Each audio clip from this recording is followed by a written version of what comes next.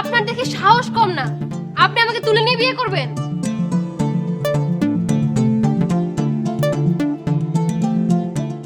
দরকার পড়লে তাই করব, কারণ এই তোমারে আমার ভালো লাগছে। আমি রাজ, আমার যখন যা চাই তাই পাইছি, আর যেটা না পাইছি ওইটা আমি হাসিল করে লইছি।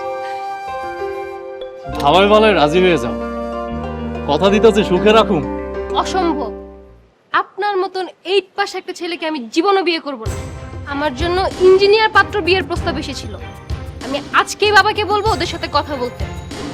আমার যতক্ষণ অন্য জায়গায় বিয়ে না হবে ততদিন আপনি আমাকে শান্তি দিচ্ছেন না।